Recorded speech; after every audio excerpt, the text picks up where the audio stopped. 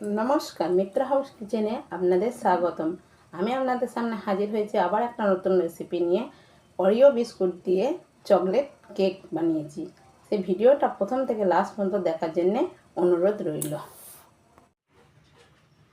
Chocolate cake বানাবো বলে আমি 8 প্যাকেট অরিও বিস্কুট নিয়েছি। বিস্কুটগুলোকে ছাড়িয়ে নিয়েছি, এবার ক্রিমগুলোকে আলাদা করে নেব।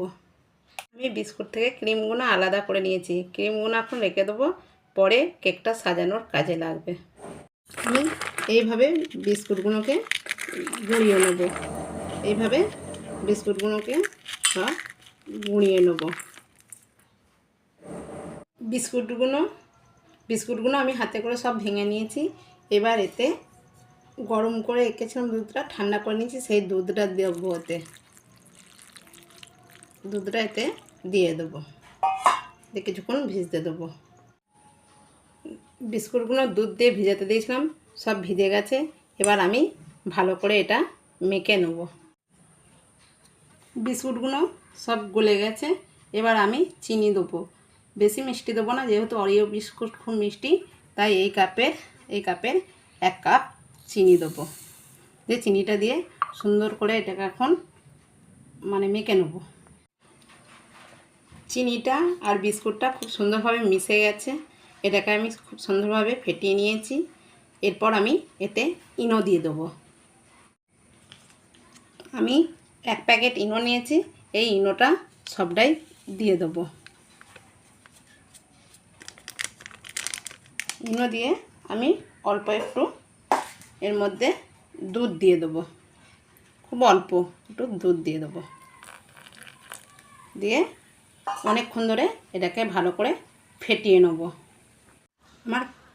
আমার কেক তৈরি করার জন্য বাটারটা একবারে তৈরি হয়ে গেছে। ঠিক এরম হবে, খুব নরমও হবে না, আবার খুব মোটাও হবে না, ঠিক এরম ধরনের হবে ক্রিমটা। এবার আমি একটা বাটিতে এটা নিয়ে নেব। আমি একটা বাটি নিয়েছি, বাটিতে একটু সাদা তেল দিয়ে দেবো। দিয়ে তেলটা সুন্দর করে বাটির গায়ে মাখিয়ে নেব। আমি একটা ওই বাটির মাপে গোল করে একটা কাগজ কেটে রেখেছি, সেই কাগজটা আমি তলায় দিয়ে দেবো। দিয়ে এতেও একটু তেল দিয়ে ভালো করে মাখিয়ে নেব। এই ব্যাটারটাকে এর উপর থেকে এরমভাবে দিয়ে দেবো। এটাকে একটু ঝাঁকিয়ে যাতে না কোনো জায়গায় হাওয়া ঢুকে যায়। এবার এটাকে আমি চাপিয়ে দেবো। আমি আগে থাকতে একটা কড়াই চাপিয়ে রেখেছিলাম গ্যাসে, তারপর একটা স্ট্যান্ড দিয়ে এই কেকটা আমি বসিয়ে দেবো। কেকটা হয়ে গেছে, আমি দেখে নেব। এ দেখুন একটু আটকাচ্ছে না, তার মানে কেকটা হয়ে গেছে আমার। এবার আমি নামিয়ে নেব। আমি কেকের চারপাশটা এইভাবে ছুরি দিয়ে ঘুরিয়ে ঘুরিয়ে নেব। দিয়ে একটা থালা নেব, করে দেবো। এবার আমি এভাবে তুলে নেব। এই দেখুন কত সুন্দর হয়ে গেছে। এবার আমি কাগজটা তুলে নেবো আস্তে আস্তে। দেখুন কেকটা কত সুন্দর নরম হয়েছে। এবার আমি এটা মধ্যেখান দিয়ে কেটে নেব সাজানোর জন্য। এই মধ্যেখান দিয়ে আমি এইভাবে কেটে নেব। সাদা ক্রিমটা বার করে রেখেছিলাম, সেই ক্রিমটা এখন একটু গরম দুধ দিয়ে গুলে নেব।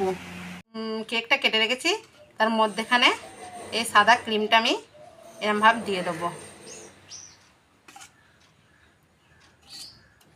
উপর এবার এই কেকটাকে আমি এইভাবে চাপিয়ে দেবো। আমি জল দিয়েছি, তাতে চিনি দিলাম আর একটু ক্যাডবেরি দিয়ে দিলাম, দিয়ে ভালো করে গুলিয়ে নেবো। এটা আমি এবার এই কেকটার উপর থেকে এইভাবে দিয়ে দেবো। এরমভাবে আমি কেকটার গায়ে ক্যাডবেরিটাকে লাগিয়ে দেবো।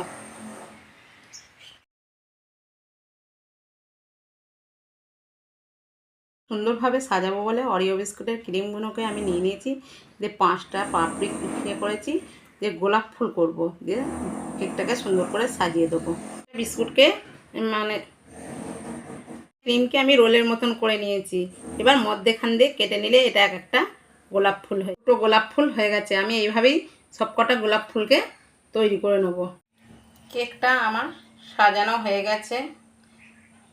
এরকম নিত্য নতুন রেসিপি যদি আপনারা দেখতে চান অবশ্যই আমার চ্যানেলটিকে লাইক, শেয়ার, কমেন্ট এবং সাবস্ক্রাইব করতে ভুলবেন না।